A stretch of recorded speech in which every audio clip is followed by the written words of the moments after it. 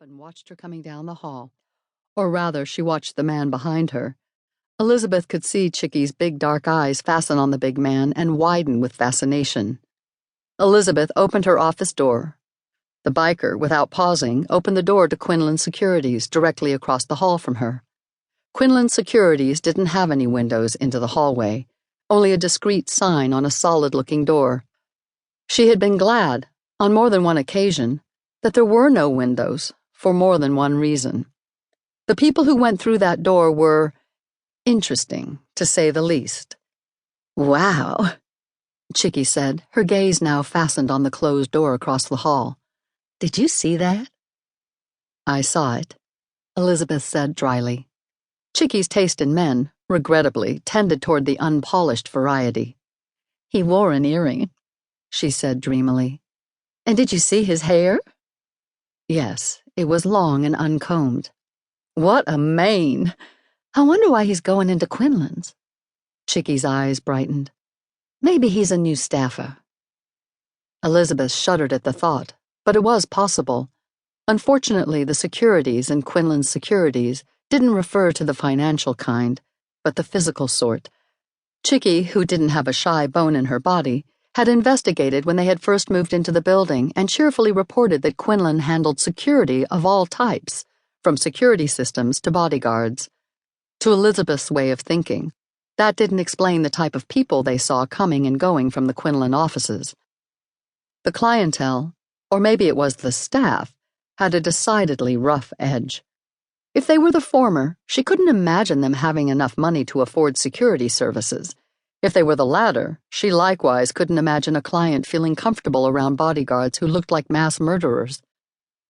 She had dated Tom Quinlan, the owner, for a while last winter, but he had been very closed-mouthed about his business, and she had been wary about asking.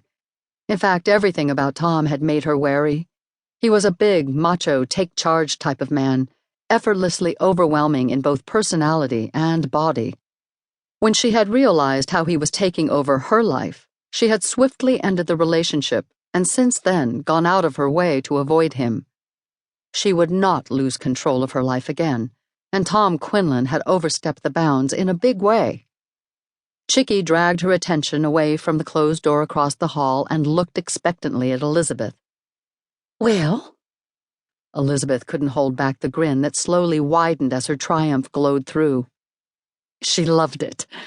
"She did? You got it?" Chickie shrieked, jumping up and sending her chair spinning. "I got it. We'll start next month." Her lunch meeting had been with Sandra Island, possessor of one of the oldest fortunes in Dallas. Sandra had decided to renovate her lavish hacienda-style house, and Elizabeth had just landed the interior design account. She had owned her own firm for 5 years now, and this was the biggest job she had gotten, as well as being the most visible one. Sandra Island loved parties and entertained often. Elizabeth couldn't have paid for better advertising. This one account lifted her onto a completely different level of success. Chickie's enthusiasm was immediate and obvious. She danced around the reception area, her long black hair flying. "Look out, Dallas, we are cooking now," she crowed.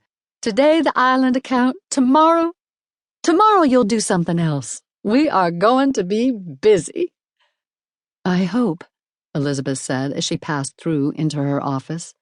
"No hoping to it," Chickie followed, still dancing. "It's guaranteed. The phone will be ringing so much I'll have to have an assistant." "Yeah, I like the idea of that. Someone else can answer the phone and I'll chase around town finding the stuff you'll need for all the jobs that will be pouring in." "If you're chasing around town, you won't be able to watch the comings and goings across the hall," Elizabeth pointed out in a casual tone, hiding her amusement. Chickie stopped dancing and looked thoughtful. She considered Quinlan's to be her own secret treasure trove of interesting, potential men, far more productive than a singles bar. "So maybe I'll have 2 assistants," she finally said. "One to answer the phone and one to chase around town while I stay here and keep things organized." Elizabeth laughed out loud. Chickie was such an exuberant person that it was a joy to be around her. Their styles complemented each other, Elizabeth's dry, sometimes acerbic wit balanced by Chickie's unwavering good nature. Where Elizabeth was tall and slim, Chickie was short and voluptuous. Chickie tended toward the dramatic.